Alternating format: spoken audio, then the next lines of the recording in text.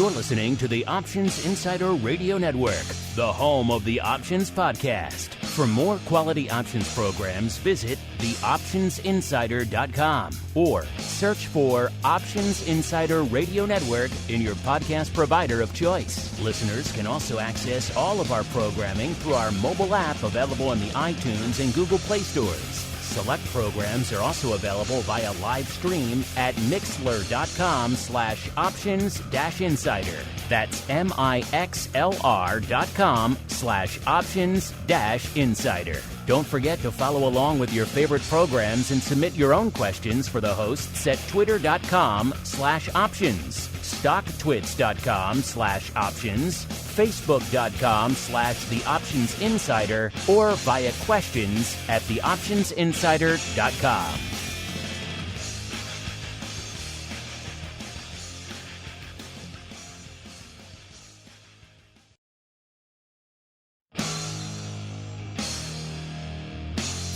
And now, it's time for the show that breaks down the options market from unusual activity alerts to market analysis, strategy overviews, listener questions, and much more.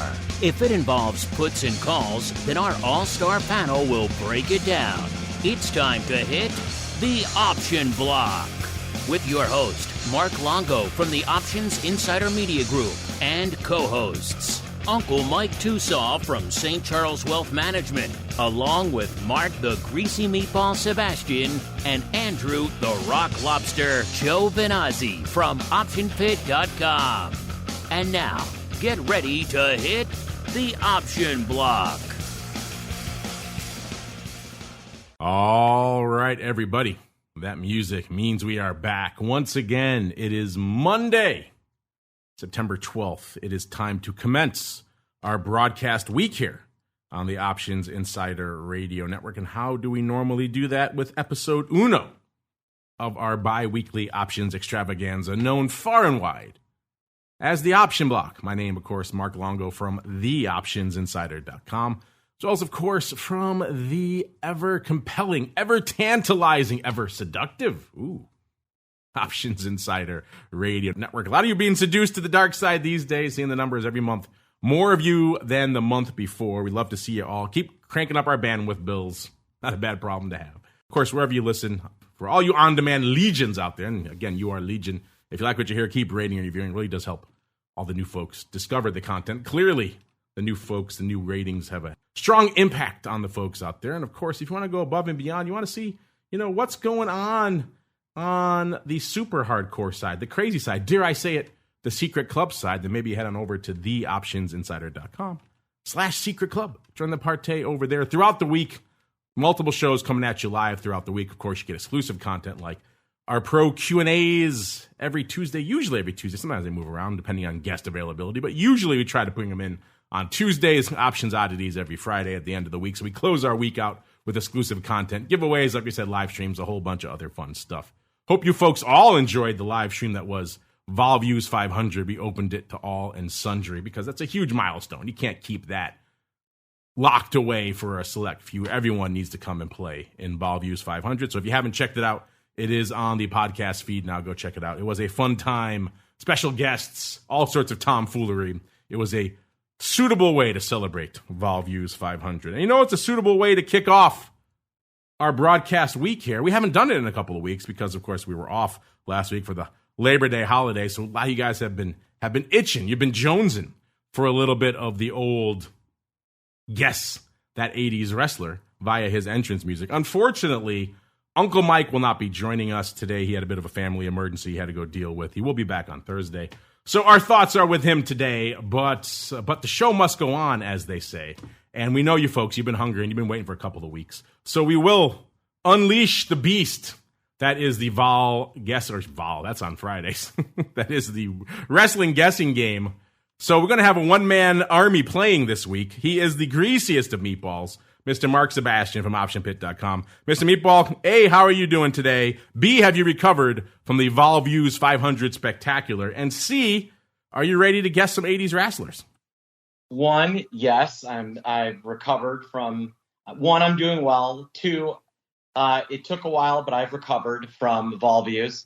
And 3, I am ready to have at it with the 80s Wrestlers theme game. Cannot wait. Before we get there, really quickly, did you see the madness that was the Bears this week? I know you're in Texas now, so maybe you're more of a Houston Texans fan. I don't know. But did you watch that sloppy madness that was the rain-soaked Bears this weekend, sir? Yes, and it was awesome. What a great game.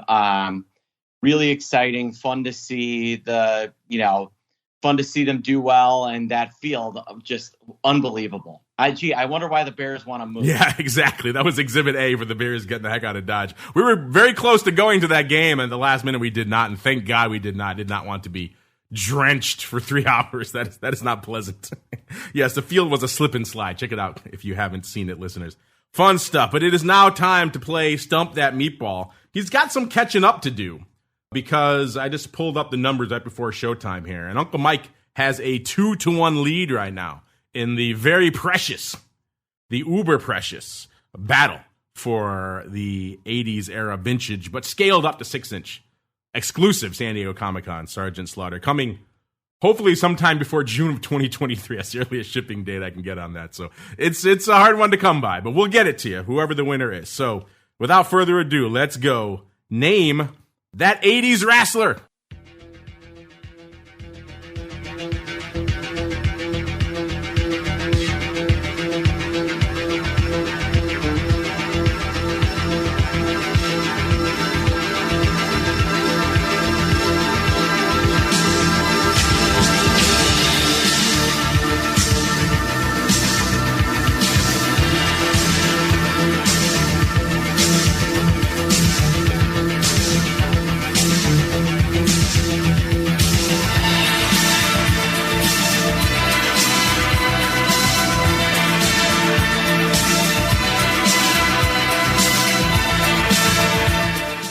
Mr. Meatball, our chat has already gotten it. Can you hear it, sir? Can you get it?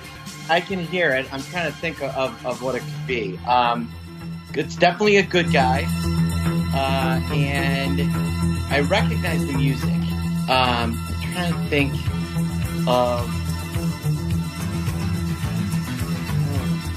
I'll give you a hint. I'll give you one hint. All right. This person is also responsible for creating what is quite possibly the most famous signature/finishing move in wrestling history that is still done by just about everyone to this day. Oh, is it Jake the Snake? Jake the Snake Roberts, yes. That is his music. He had a couple of this, but this is the one they went with. This is kind of his early 80s incarnation. He had another one that came around a little bit later where they say, like, do you trust me or something. Yeah. But... yes, this is Jake the Snake, creator of the DD. I mean, our chat is on it. And the short arm clothesline. That was the other one that You're right. He had the clothesline too. He was a pioneer, they might say, in that and using reptiles as weapons. Our chat is on it. They got it like in 2 seconds. Our chat is savage. What? We should have beat the chat next time. None of you guys would win. I had to give you a hint, but you got it. Uncle Mike could not be here. Obviously, no fault of his own. So you know what? We'll be charitable and give him a point as well. You managed to not lose ground this week, Mr. Meatball. That's very late. So there you go. There you go. We can't take a point away from the man because he was called away. As we keep on rolling, we are now called away into the trading block. It's time to break down the latest topics, trades, and trends in the world of options. It's time for the Trading Block. All right, everybody, welcome to the Trading Block, the portion of the show where we break down what the heck is trading. How'd you do out there? How'd you do in our Guess That 80s Wrestler? Did you get it? Are you as fast as our pro listeners here who get it in a heartbeat here? I'm curious. Hit us up. Let us know. As we keep on rolling, like I said, into the block of trading. And, hopefully you like a little bit of green. It's a shame Uncle Mike is not here today because it's an Uncle Mike type of day. We are surging north yet again. S&P up pretty much exactly 1% as we're kicking off the show here. The Dow up about 0.75%. NASDAQ up about 1.1% of the day. That means S&P north now of not just 4,000, but north of 4,100. So we were threatening 3,900 not too long ago. Now 4,100. So pretty much a 200-point rally out there in the S&P over the last few sessions. We got as high as about 41.17 and a half today. That was kind of the intraday high here. And they tried to bring it back down. We bounced off 4,000 to the downside a couple of times before, or 4,000, 4,100 again before rallying a bit again. So intriguing stuff here out there. in the markets. That means all of our vol friends are down, but down slightly from where they were this time last week. Not a lot coming off the top here this week. VIX cash, when we kicked off the show, 23.5, down about 3/4 of a point. VVIX at about an 86 when we kicked off the show. That puts it pretty much unched from where it was this time last show. VXX is at about an 18. That puts it down about 1/3 of a point from where it was this time last week. UVXY, 9.25, down about 1/3 of a point as well. SVIX, our inverse friend, 13.25, up almost half a point, about 0.4 of a point. And then UVIX, our ever-eroding friend, 9.25, down about a little over 1/3 of a point there as well. And VOLQ, our NASDAQ friend, a.k.a. the straight at-the-money vol, no skew please, just at-the-money vol, 27.75, down about 1.5 points from this time on Thursday. All right, Mr. Meatball, a lot of table setting there, a lot to unpack. What is kicking off your day and lighting up your tape on this, shall we say, bullish start to the trading week, sir? Yeah, it's an interesting day because, we're definitely stronger, but upside vol is going up, and not in a small way. I was looking at the October 14th, which the VIX is being partially derived from, 4,200 calls, and the vol is up pretty significantly there. So we're seeing some bullish there, and then Apple is just absolutely booming higher today.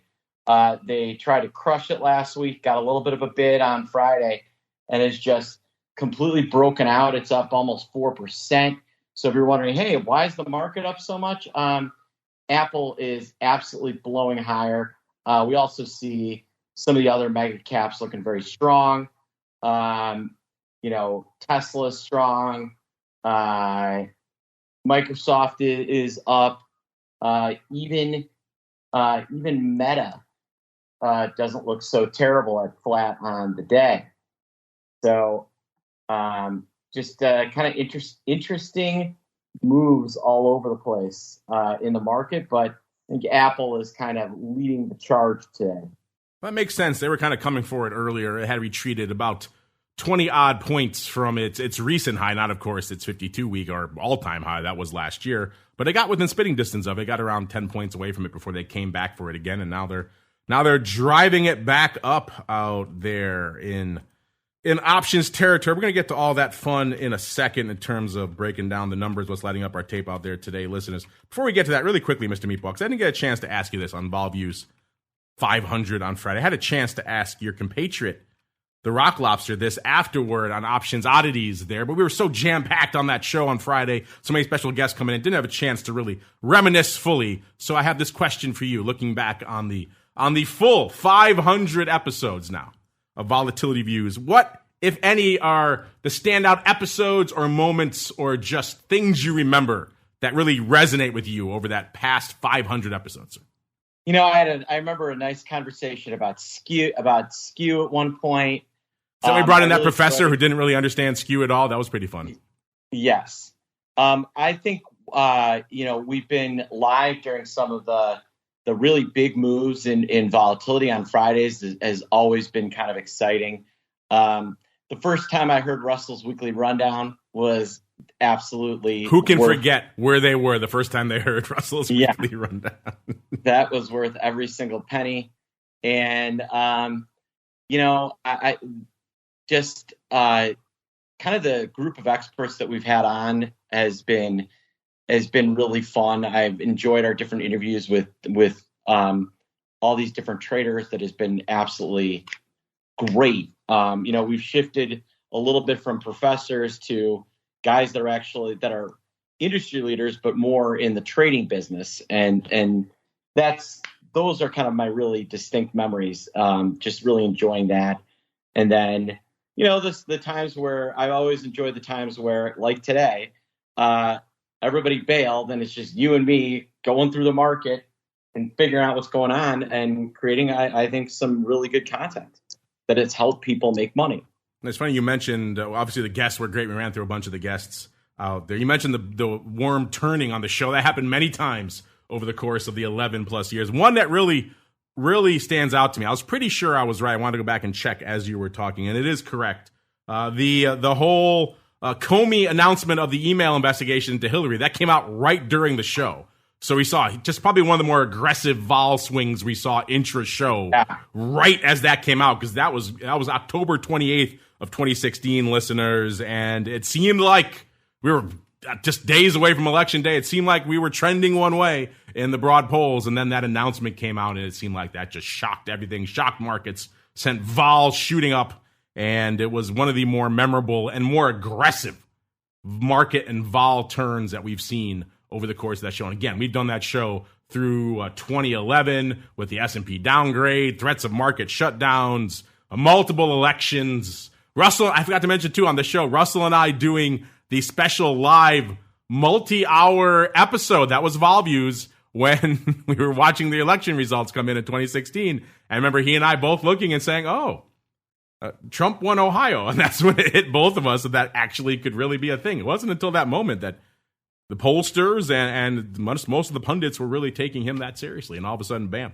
he won Ohio, and we were just shocked. And so a lot of moments, a lot of signature moments happened during that show. So it was fun. So hopefully, again, if you guys missed that one, listeners, I know the milestones have been flying fast and furious on the network lately. Options Bootcamp 200 just a couple of weeks ago. Now VolViews 500. But hey, we do a lot of shows, and they've been running for a while, and a lot of them are hitting some pretty significant milestones right now. So hopefully you guys are enjoying the bonus fun coming at you. Speaking of the fun coming at you, let's see what kind of fun is hitting the markets out there today. And looks like a fair amount of fun, all things considered. I guess it depends how you define fun. If you define fun as options volume, then you're getting some fun today. VIX closing in on 250,000 contracts. Again, it's not blowing the doors off, but it's something.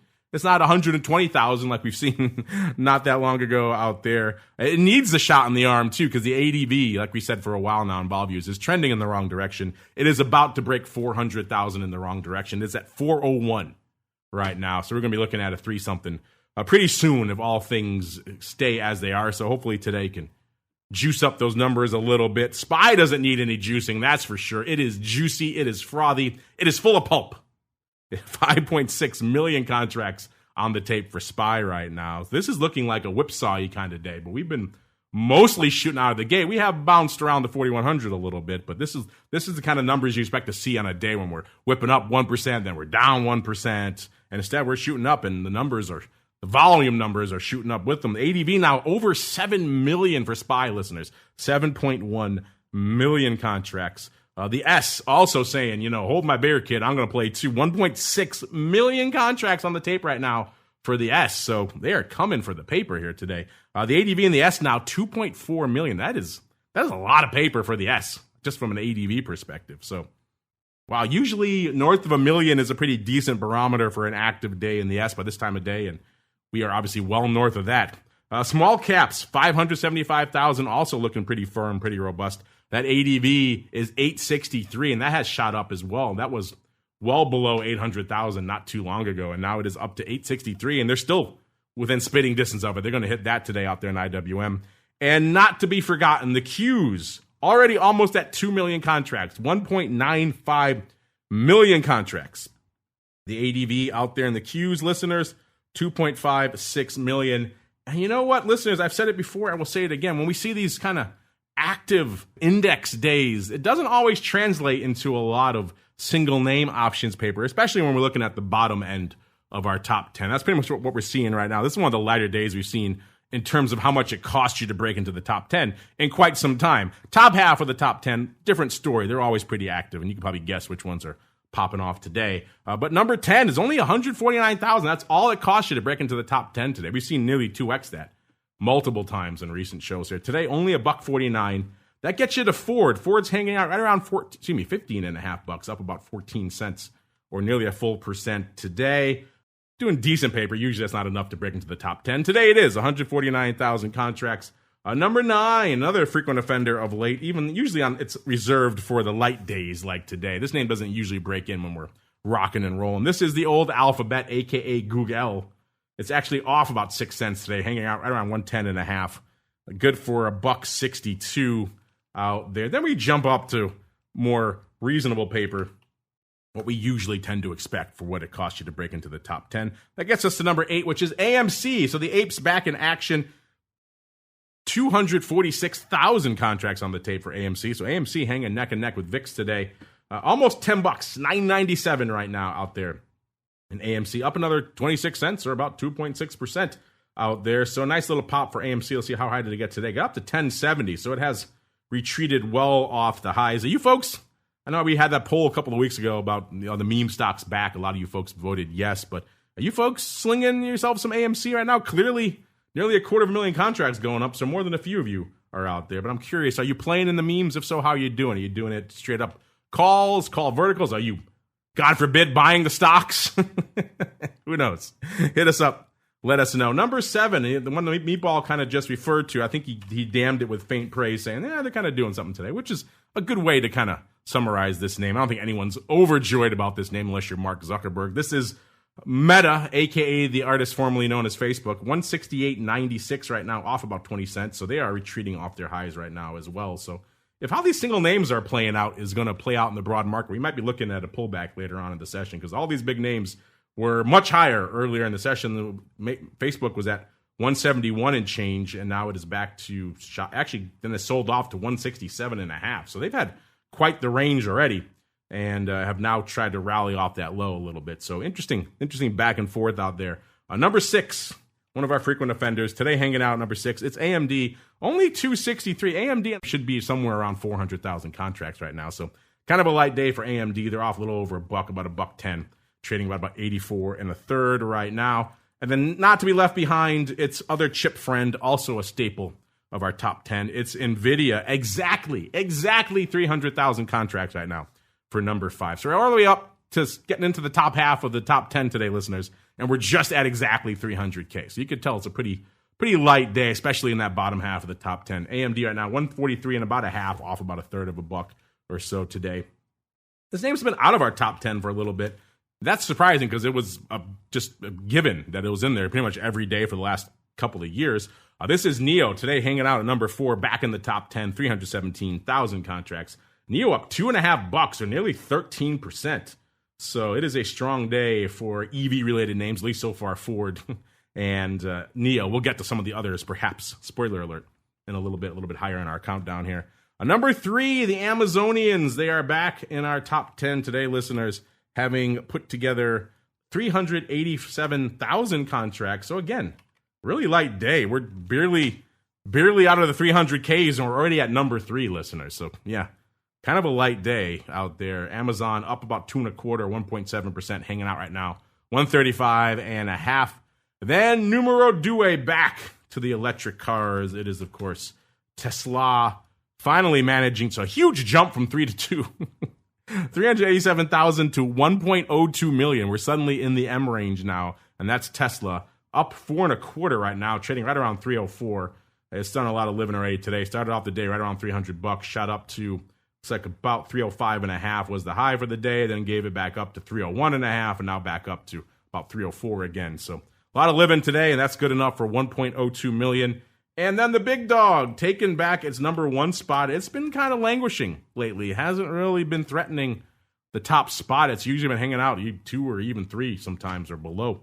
Today, Apple's saying, I'm back, kids. And you're right, Mr. Meatball. Popping hard today, up nearly $6 or 3.8%.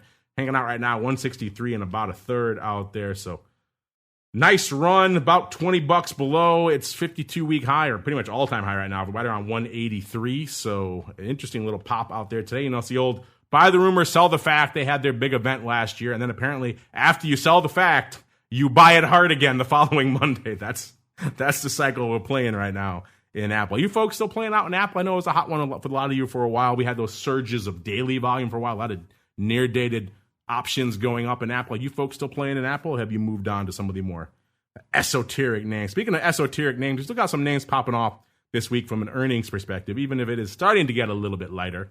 Today, we have Oracle popping off today, as well as Adobe coming out on Thursday. Luckily for you folks, because we like you, we got updated earnings move results, earnings season, and earnings trades reports for you guys to check out, because we like you, for free over there at theoptionsinsider.com. Another gift, another bit of the largesse from the long history of volatility views. We created those reports pretty much because we kept talking about earnings vol every quarter, and there wasn't any real good data to sink our teeth into, let alone stuff that was available for you folks. And we thought you folks should have some data because you guys kept asking us about it. So lo and behold, we twisted Mr. Matt and his team's arm into doing it, and they love doing it. We love giving it to you. So check it out over there. TheOptionsInsider.com is the place to go. If you did so, you would see that Oracle popping off today after the bell, almost $76, right where they were when they ran these numbers, $75.91. They're pricing in about $4.50. In the past, they've moved almost exactly $4.98. So a little bit less juice in Oracle. We've also got Adobe popping off later this week. Like we said, they're almost at $400, $394.78. They're pricing in $21.40. In the past, they moved about $20.50. So a little bit more juice out there in Adobe. As you know, they keep updating the season as they adapt and update their numbers. And the season we just finished hanging out right now at about 116%. The only week that was a laggard, the only week below par now, only week below 100% was week 2 at 99%. Everything else was well north of 100%. The most active week being week 4, 135%. So blowing the doors off there. All that averaging out to 116%. We've also got updated earnings trades reports for you folks right now. No entries or exits today, but we're watching and monitoring 95 long straddles and 68 long calendars for your trading information education. If you want to get at Mr. Matt, the keeper of that data, he'll be joining me on the advisor's option, I believe, on Wednesday of this week. So you pro folks can get it live. You on-demand folks have to look for it when it hits the network. But always fun to get into all the great data over there. And speaking of data, listeners, it is that time. It is that time to unleash the beast. It is time for the Odd Block. It's time to break down the most interesting, unusual, and downright questionable options activity that's been identified by TheOptionsInsider.com. It's time for the Odd Block.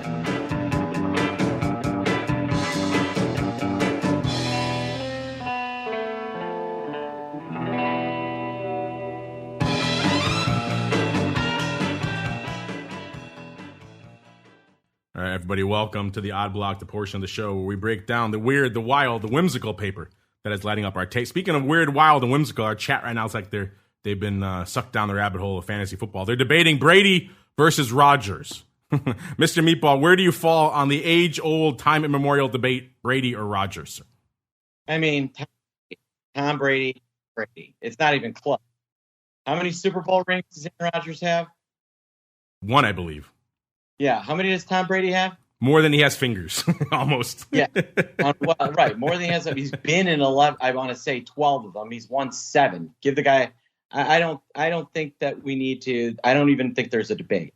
Aaron Rodgers is a talented quarterback that plays for a horrible team and with the worst fans. But Tom Brady is better. Yeah, he even led the league in like all the major stats last year. I'm not even a big Brady fan. I stopped watching the Pats around the time, right a little bit before he came along when it was still the Bledsoe era. But yeah, I was a Pats fan all grown up until that whole era of Belichick and Brady. But I digress. I'm getting sucked into the Bears now, and it's a death spiral heading that way. Let's get on out instead. Let's spiral into some options paper, listeners. Let's talk about a name we haven't talked about in a little bit. This is Altice USA Inc. Ticker symbol ATUS, ATUS, trading right now right around $10.50, off nearly 20 cents today. 20% would be a big move.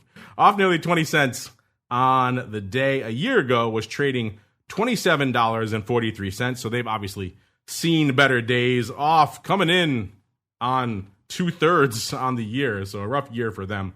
They pretty much have sold off straight over the past year. Let's see, when did they hit their low for the year? Their low for the year looks like it came middle of June. So some names seem like they bottom out around May, some June, some July, some still haven't. This name looks like it bottomed out around mid-June, June 16th. So in the height of that sell-off, then listeners, it hit $7.58. Since then, it's had a nice pop, nearly $3. So a nice little run for them. Got up to actually $11.40 in July, actually $11.60 in August. So it's threatened a couple of times to try to break out. Has not managed to do so, but still looking better than it was back in June, listeners. It seems like somebody, though, is backing up the call truck today, Mr. Meatball. Somebody loving themselves a little bit of the SEP11s, the September 11 call. So this is kind of feeling a little bit memey. You know, it's a near-dated, upside call paper in particular, what caught our eye was 9,773 of the September 11 calls going up for 40 cents. That is, again, speaking of meme-related paper, it's a 107 volatility listener, so it's got to be triple digits vol to really qualify for meme-related type paper.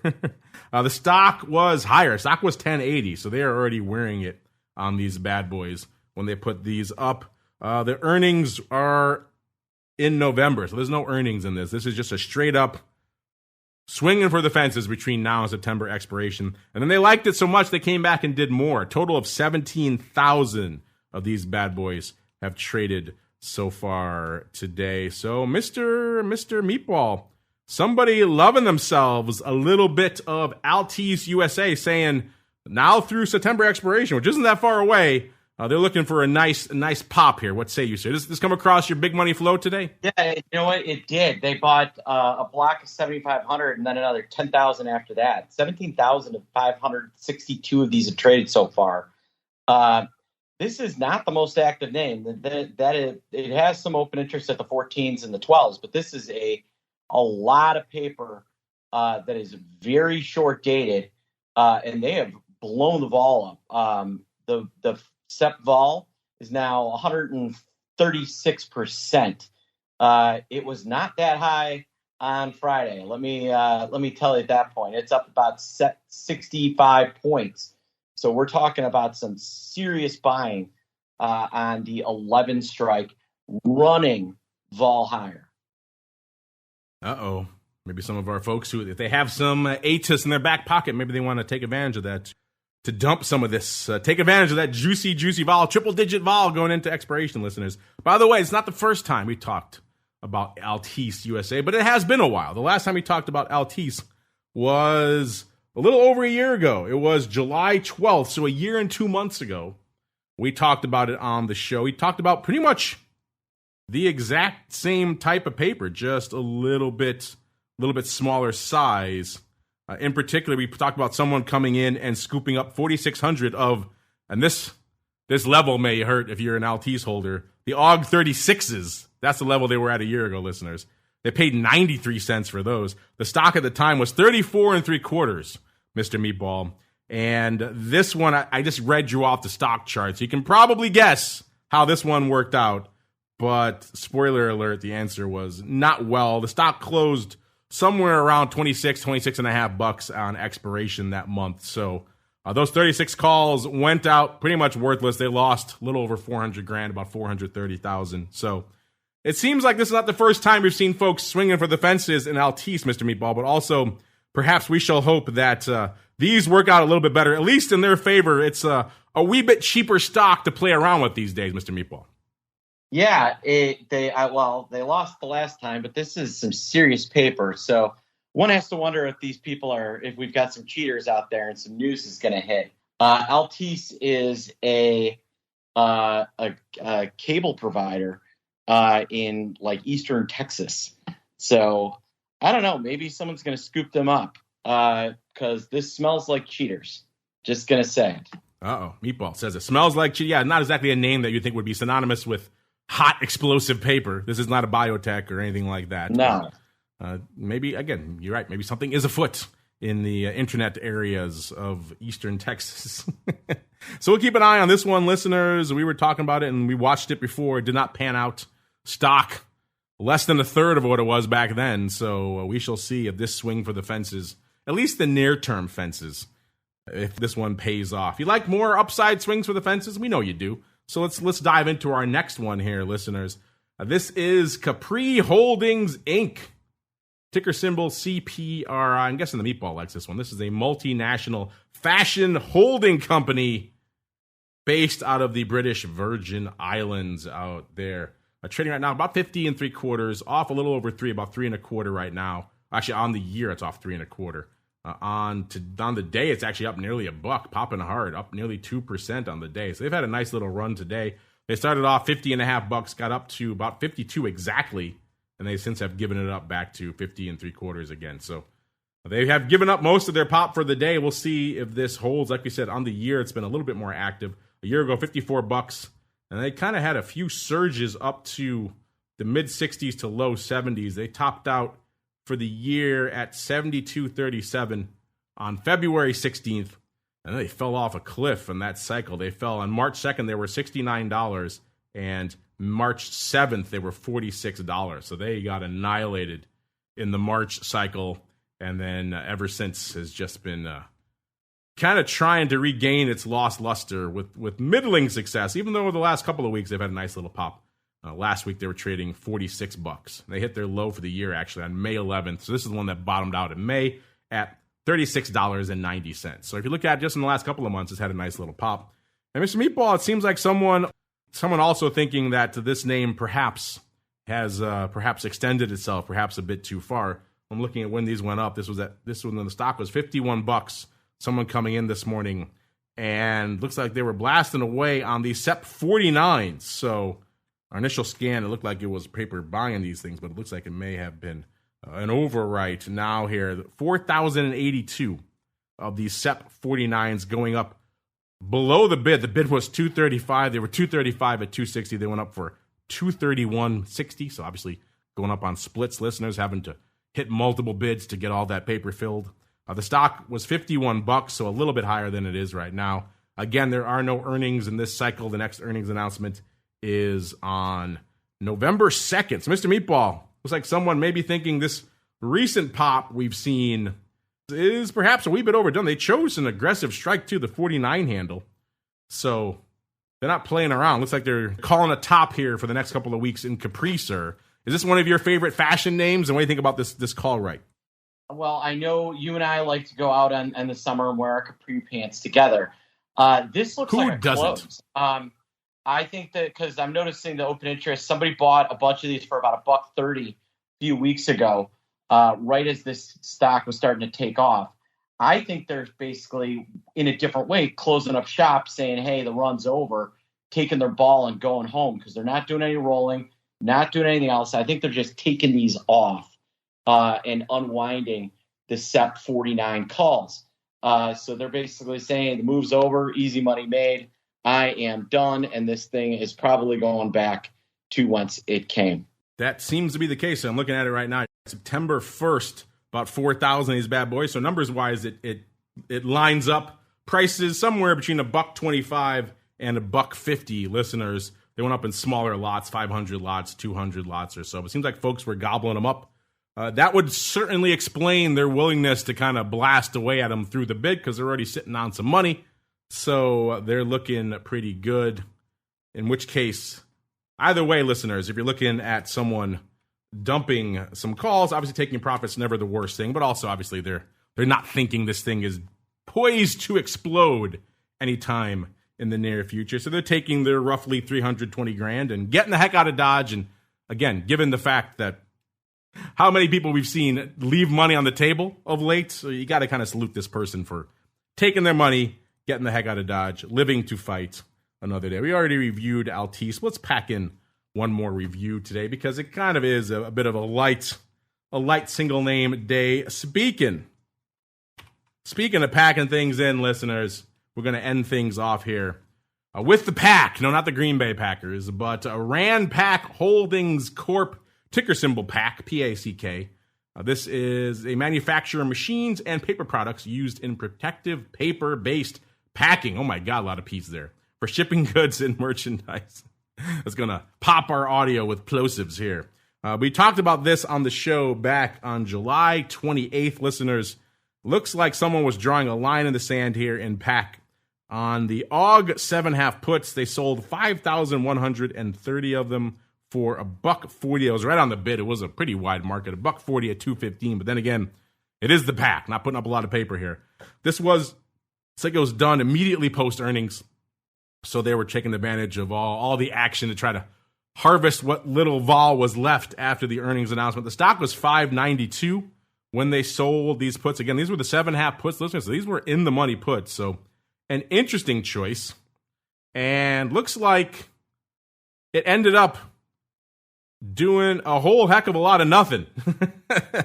The stock was almost exactly unchanged on expiration. The stock was $5.97, so it had rallied a nickel over that time. So They ended up getting their stock, looks like, for $6.10. I hope they liked it, because on the stock, those puts were, by the way, were still open at expiration, so they did not close these out, which, getting back to what we were talking about before, maybe taking these bad boys off, unless you really want the stock, which they sold it in the money put, so they could certainly have wanted the stock, in which case they got what they wanted. And also, it did not exactly work out that well. It's popping today, up 41 cents, looking a little bit better, but it is still trading a $5.64. And just in the last few days, it got down to $4.77. So they were wearing it substantially on this stock. So either way, this does not look like it was a bit of a home run, Mr. Meatball. What say you here on everyone's favorite name, the pack? Yeah, not a home run. This is not one that I've looked at. What's the stock symbol here? PACK, the pack, not the Packers, but the pack. The pack. Yeah, Ram Pack Holdings Corp. Trades. This one looks like it trades by appointment, and it has not done anything in. Wow, you know where this was in November last year? $42. Yeah, $42. They're wearing it on this one. It's just awful. Ugh. I guess the market for protective paper-based packing is no bueno these days for paper products. So say all that 5 times fast with as many P's as you can muster. Speaking of mustering, it is time to muster into the next segment. Mr. Meatball, I will give you a choice. There is no Uncle Mike today. He usually does his strategy block on Monday. So if you have a strategy block boiling over in you that you feel like sharing with the masses, we can do that. Or we can head on into the listeners, do some polls, and get some of their pulse. What do you feel like doing, sir? Yeah, let's take some mail. Let's see what they've got to say. Let's see what the folks have to say. It is time for the mail block. It's time to take your seat on the All-Star panel as we read your emails, tweets, Facebook messages, website comments, and much more. It's time for the mail block. All right, everybody, welcome to the mail block, the portion of the show where you folks take the reins, your questions, your comments, also your votes on our questions of the week. We asked you last week, listeners, there are many different indicators that traders use to signal red flags in the market. Which quote-unquote red flag indicator is most important to your trading? Gave you 3 choices and the infamous other. Gave you the inverted yield curve, the backward VIX curve, the death cross pattern, and other. And Mr. Meatball, I was surprised. I thought backward VIX curve might take it, but it turned out to be the old standby of the inverted yield curve, 45.7%, followed by the backward VIX curve coming in at number 2, 23.9%. So a respectable showing, but not the top spot. And then the death cross coming in at number 3, 21.7%, 8.7% for other, with a lot of write-in votes for good old VWAP, aka the volume-weighted average price. Mr. Meatball, are you surprised that inverted yield curve took it over the backward VIX curve? And what do you think about using VWAP instead? That's one of our popular write-ins. Yeah, well, who doesn't like a VWAP? But no, I'm not surprised. I mean, that is the longest running and most traditional way to look at the health of the markets. So it makes a lot of sense to me. And more recently, we've seen the market sell off and the VIX not really do very much. So I'm not surprised that that has been the case. All right, everybody, let's go out to this week's question of the week, which just went live right before showtime. Kind of check in on you folks a little bit again. It's been a while since we've ran this poll, checked the numbers. And the last time we did it was over 6 months ago, close to a year ago now. And I was kind of surprised at the numbers, so I thought we'd kind of re-rack them and see how they look. We said, we've seen an explosion of new options traders in recent years. So that brings us back to the age-old question. When did you start trading options? Gave you 4 choices. 1 just started this year, which in the past has been a very popular choice, so we put that there. Number 2, in the pandemic rush, we'll call it, pandemic surge of 2020 and 2021. Then we have the post-Great Financial Crisis crew, so somewhere between 2009 and 2019. And then for the purposes of this, we are terming old school as pre-2009. Now, before you guys ask, I know there's no room for a super old school. 2009 is still pretty new school in my book, but c'est la vie. That's how it has to break down here on Twitter. So, Mr. Meatball, what are your thoughts And where do you think our audience is falling right now in the early voting, sir? Oh, let me think. What are my options again? So they just started this year, so they're brand spanking new, or they came in during the pandemic surge of 2020 or 2021, or I'm they're... going to say pandemic surge of 2021. Of 2020 and 2021. I'm going to say that's when most of our audience, or a chunk of our audience, started trading options. Yeah, it just went live right before showtime, so it's still early days. But we kind of broke it up that way because in the past, over 30% of you had said you had started trading options within the last 3 to 6 months. So we were kind of surprised by that. So we thought we'd break up the last couple of years into multiple brackets here.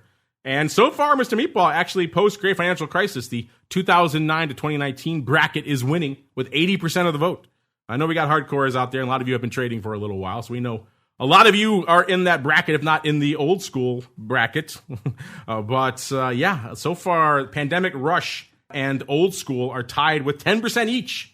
So again, this just went live. Listeners, get over there at Options, make your voice heard. I'm very curious to see how this one shakes out this week, listeners, because we know a lot of people have been discovering the world of options out there these days. Let's go out to the live, see if we can squeeze some of these folks in really quickly. We got Nichols. Nichols just wants to know, Mark, really simply, what are you trading in this market right now, sir? I'm just trading S&Ps mostly, playing around with some UVIX and stuff like that, and then I am just following a little bit of flow and seeing whether I can find a trade that makes some sense. We were long Apple this morning. We bailed when we were up $4.50. I wish we'd have hung on a little longer, but man, is Apple being squeezed. It is unbelievable. How about you? What are you trading? That it has. Right now, I am trading the chat and getting people back and forth and running the show behind the scenes. So I've learned it's hard to trade during the show itself, which is a shame. But I have been slinging a lot. The Rock Lops and I have been joking a lot about our Oatly and our various 1x2s and things like Gap and stuff like that. So we'll have a lot more of that, I think, to come here in Options Oddities in a little bit, listeners, a little bit later on in this week. So stay tuned for all that fun. I'm looking here for other chat ones. So let's go out to this question from Gino. Gino says, should we really call them options investors when the typical holding period for most options trades is less than a day? Well, there's a lot of back and forth paper. I don't know if it's exactly less than a day. I need to go check your numbers to see what the exact percentages are in terms of breakdown. Clearly, when you're talking equity options, which is the lion's share what we talk about on this show, Gino, then a lot of it is in the near dated paper, in the weekly, certainly. So near dated, I would say. I don't think we call them options investors. In fact, in our poll this week, we tended to call folks, options traders. That's kind of the terminology we've always used because we talk mostly to the active trading crowd. It's kind of hard unless you're talking like we were talking about with the Meatball in the Pro Q&A last week, talking about long-term, let's say you're getting a leap for a stock substitution or some of these other trades that are obviously a little bit longer time horizon. It's kind of hard to really think of yourself as an options quote-unquote investor. You're really trying to usually do a lot of shorter-term type trades, and hopefully that works out for them. Mr. Meatball, Gino wants to know, should we really call them options investors when the typical holding period for most options trades is less than a day? Well, but you got to remember, a lot of those option trades are done by algos, things like that. It's not individuals doing the one-day trade, the in-and-out trade. There certainly are traders that day trade options, but options can be a great form of investing. But yes, most people consider themselves option traders, not option investors. That's what I call myself. I'm an option trader. But they can be used to strategically invest and can be a great product for that. Can be indeed. We laid out some ways to do just that, ironically, with Mark last week on the Pro Q&A. So if you haven't checked out the Pro Q&A, you're not over there at theoptionsinsider.com/pro, then get in there. Let's go out here. This one from Mark M. He says, I'm trying to learn more about calendars. They're pretty tricky. So far, I can handle the use case for a basic long calendar, but I've heard people talk about diagonals as well. When do you decide to make the switch between straight calendars and diagonals. Okay, interesting question. Time spreads, I've often said it before. I've said it on our Options Bootcamp show. Kind of more of an options 201 or maybe even a 301. This usually seems to be the topic that really stumps people the most whenever we talk about it. People can wrap their heads around trades in a single expiration month. You start adding multiple expirations into the mix. You're buying longer term, selling nearer term. You're buying something, but you don't really want the underlying to move. All these concepts tend to blow people's minds, which is why calendars, let alone diagonals, are really tricky. We talked about our favorite use case for diagonals in the past, but I'm curious what Mr. Meatball has to say. Mr. Meatball, sir, what are your thoughts on, he gets the use case for a long calendar, but he wants to know, in your perspective, when do you make the switch between a calendar and a diagonal? Well, diagonal is when I have a little bit more of a directional opinion on the name. So same situation, but I'll use diagonal when I think I've got a little bit more of a bias as to which way the underlying is going to go. That's my main use. On the other end, there are people that will, want to kind of ramp up decay. So they'll sell something close to the money and hedge it with a further out of the money option. That can also be a use case for a calendar or for a diagonal spread. I use them more for the former than the latter. Calendars, I like them, but they're not my most used trade, but they certainly are interesting. Interesting indeed. Let's see if we can squeeze in a couple of more from our live chat here. Let's go out to Option God. He is the god of all options. Do not question him. He says, has Mark had a chance to try out VOLQ yet? So he's referring to your pro Q&A last week, Mr. Meatball. You said you were surprised to learn that VOLQ options existed. Sounds like Options God wants to know, have you had a chance to mess around with VOLQ in the intervening week, sir? You know what? I've been looking at it, but the markets are really wide and there's not a lot of volume there. So we're not quite in a spot where they're really tradable yet. But because, I think the total open interest is 11 contracts. But there's still a very interesting product, one that I'm going to keep an eye on. 11 contracts, 10 of those are Scott, but good stuff out there nonetheless here. Yeah, we'll keep an eye on those. It's kind of the same deal we have with spikes, right? When markets tighten up a little bit, the volume follows, and so it's kind of a virtuous cycle, just waiting for those to catch up there as well. Let's get out of here on this one from Options Queen. Options Queen wants to know, how often does Mark actually trade against his big money flow? After all, unusual activity can be tough. Yes, it can. We say all the time on the network, size money, not always. In fact, it frequently is not the smart money. Just listen to Options Oddities if you want listeners for a whole show, let alone the decade plus of odd block we've done here on this show. But Mr. Meatball, she specifically wants to know about the trades you highlight in your big money flow. I guess she wants to know maybe a ballpark. What percent do you think you actually trade against? I mean, during a given week, I'll do a dive on 10 to 20 orders a day, and I might generate one good idea out of those per day. Because a lot of times, as you said, there's stock with it. It's a close. It is not something that, it's not a smart trade or a trader has that I'm following as a track record of losing. So it is a science. You literally have to look at 10 to 20 trades before you're going to find one that is potentially worth jumping on. That's not bad. If you can even get 10% of your trades are interesting, that's a pretty good ratio. 5% also not bad given the way UA works these days. So intriguing stuff.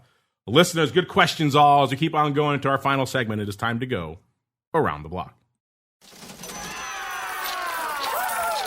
It's time to tell you what we'll be watching on our trading screens until the next episode. It's time for Around the Block. All right, everybody, welcome to Around the Block, the portion of the show we tell you what we're keeping an eye on until our next episode on Thursday. We have an uninterrupted week this week, listeners. No holidays. Shutting down the old option block this week, so a nice two-parter coming at you this week. Mr. Meatball, sir, what are you keeping an eye on until our next episode on Thursday? CPI comes up on Tuesday, and then we're starting to hit ahead. Believe it or not, we're not that far from earnings season, and I want to see what Apple's going to do. Apple seems to be kind of the driver of the market. I want to see how that moves and whether the market can hold this momentum. It's had a really nice rally.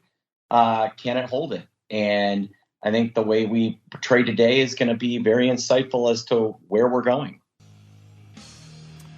That music means we've come to a close here on this episode, listeners. But before we go, let's go around the horn, check in with all of our compatriots here. Mr. Uncle Mike obviously could not be here today, but he's always cranking out content on his website, on YouTube, on social media. So give him a follow over there at Mike Tusaw if you haven't done so already. All one word, TOSAW is how you spell it. And of course, check him out over there at stcharleswealth.com if you want to see the full panoply of offerings in the Uncle Mike content empire there. And Mr. Meatball, speaking of content empires, you guys are cranking out stuff all the time. If folks want to check it out, where should they go? What should they do?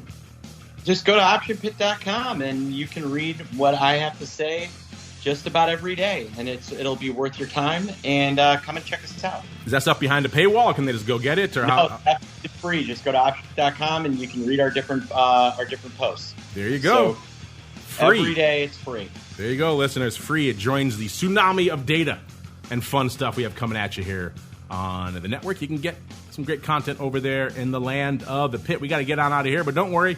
I'll be back in a little bit to break down the wild, the woolly, the weird world of crypto options. Is it time? We talked about it on the show a couple weeks ago. Is it time to finally add Solana options into the rundown? Can they join the big brothers of Bitcoin and ETH options?